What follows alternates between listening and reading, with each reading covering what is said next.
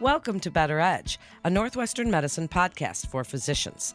I'm Melanie Cole, and joining me today to highlight the Early Psychosis Treatment Program at Northwestern Memorial Hospital is Dr. Jenny Zhang. She's an assistant professor of Psychiatry and Behavioral Sciences at Northwestern Medicine. Dr. Zhang, it's a pleasure to have you join us today as we get into this topic, and it's such an interesting topic. I'd like you to tell us a little bit about yourself. You started as a resident at Northwestern Memorial Hospital.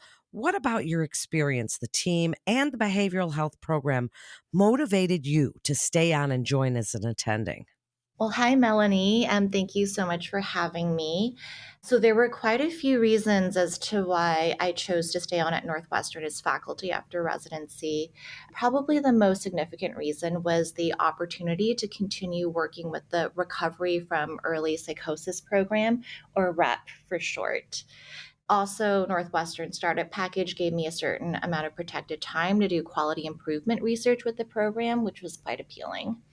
Before I get into that, I do want to talk about why REPP is so important to me.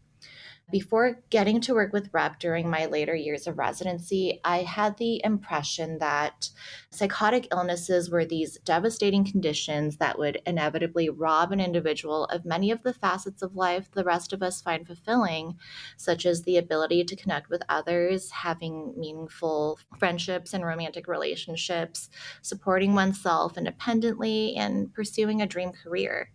It really wasn't until REPP that I came to see how function in these different areas of life can be preserved or restored with early intervention. It was very meaningful to be part of this as a resident, and in many ways, the whole person approach that REPP takes with its participants has shaped the way that I work with all of my patients. Well, thank you so much for that, Dr. Zhang. I'd like you to expand a little on early psychosis as the criteria for a diagnosis. Please speak about how it's defined. And while you're speaking to other providers, give us some signs for primary care providers to be on the lookout, things that they might notice in their practice. So, some obvious signs of psychosis would be if a person is responding to internal stimuli, talking to someone who isn't there, talking to themselves, endorsing hearing voices, or having sensory experiences that are not consistent with reality. You might also see signs of paranoia or signs of ideas of reference. So that would be noticing special messages or signs in their environment, like hearing special messages meant just for them from the TV or radio. So that would be one of the positive symptoms of psychosis. Another thing that you can see is people really have trouble expressing themselves in a coherent way. There might be significant thought blocking, a lot of latency before responding, and people can appear very distressed or very apathetic. Thank you for defining that for us.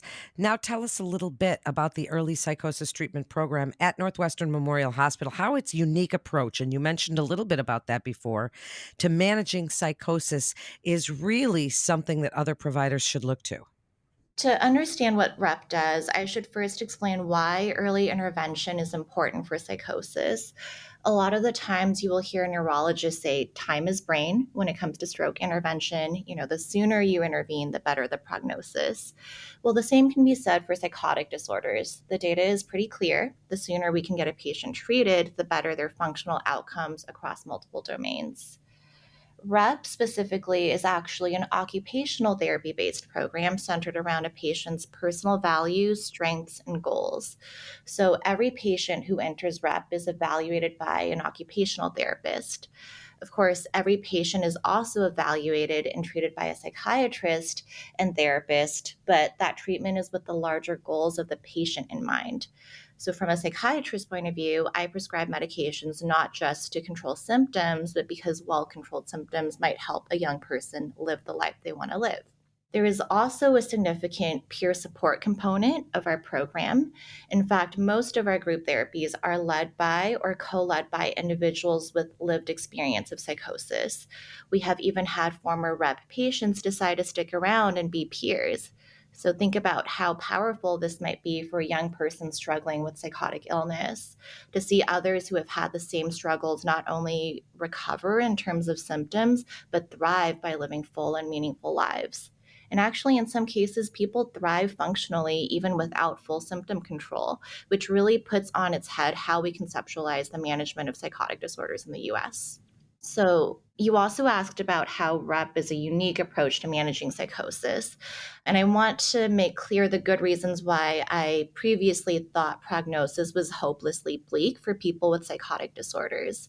So, the overwhelming majority of patients who develop psychotic disorders in the United States do not get treated through an early intervention program such as REP. This is simply not the standard of care in the US. If you were to Google psychotic disorder treatment and click the first US based results, such as WebMD, Cleveland Clinic, and even the NIH, which are all well respected resources and institutions, the first bullet point that you're going to see under treatment is medications. In the US, the cornerstone of psychotic disorder treatment is medications. Some people might also have access to therapy for psychosis if they're lucky enough to get in with someone, but that's pretty tough. Actually, if you were to look for a therapist through psychologytoday.com in Chicago, there would be well over 600 providers listed, but only 27 of these treat psychosis. I know because I actually just checked the other day. This limited access to care persists despite over 20 years of research clearly showing that multidisciplinary wraparound care through early psychosis intervention programs can make a really big difference in the course of a person's life. If you were to go to the UK or Australia, early intervention programs are much more the standard of care. In the US, such programs are not funded through our current healthcare system. REP is one of the few early intervention programs in the city of Chicago and the only one, to my knowledge, that is affiliated with an academic center. The others are all nonprofits, and similarly, REP services are primarily donor funded. I would love to see programs like REP continue to improve and become the standard of care, and I hope to contribute to this goal in some way at Northwestern through our quality improvement research. Such a comprehensive approach. And Dr. Zhang, as you're talking about all of the people involved, and you mentioned peer support, I'd like you to speak about the multidisciplinary collaborative program that includes so many specialists all working together, and even some, as you said, with personal experience with psychosis, and how patients are really benefiting from this collaborative approach of wraparound care. Speak about everybody involved. So, to answer this question, I want to start by saying experiencing psychosis is often a very scary and derailing experience for a person and their family. Beyond the symptoms, treatment itself can feel very uncomfortable and dehumanizing. Medications often come with side effects, and involuntary hospitalization is often part of the clinical course. This is why I think the multidisciplinary whole person approach is really key when it comes to early psychosis intervention. Care for each patient in REP is highly individualized. Each patient is expected to participate in their own treatment planning based on what they want for themselves, meaning we help them examine and harness their own values, goals, and personal strengths, and also identify areas for improvement. We then provide them with the support they need through medication management, so working with a psychiatrist like myself, individual and group based therapies, family therapy, education and vocational counseling, and a multitude of peer based groups and supports. So these include social outings and different peer led group therapies that might play to different individuals' interests. So we have a resiliency training group, art group, games group, music and media group, a storytelling group, a peer support group, and more, all offered on a weekly basis. For many people with psychotic disorders, social isolation, loss of interpersonal connections, and avolition are hallmarks of chronic illness, which lead to isolated lives on disability. A major goal of REP is really to prevent disability. In a neuropsychiatric sense, we can think of our various approaches to care by different providers as different ways of stimulating and preserving brain circuits that get dysregulated in psychotic illness. We hope to help our patients preserve or improve social and cognitive functioning and develop the ability to pursue the life they want to live. What type of patient is a fit for this amazing program? This program is really meant for young people dealing with fallout from initial onset of psychosis. The basic criteria for consideration for REP are onset of psychotic disorder within 3 years of intake and being ages 18 to 26. Now, if you were to take your vision and your hopes for the program, what would you like to see happen for this program over the next several years? How do you see it developing? What are your hopes for it? The program was started by and is run by Dr. Maury Goldman, a psychiatrist, and Lauren Walker, who is an occupational therapist. They're both still brilliant and have been such important mentors for me. And they have so many ideas of how REP can continue to grow in coming years. And I'm just really excited to be part of the team.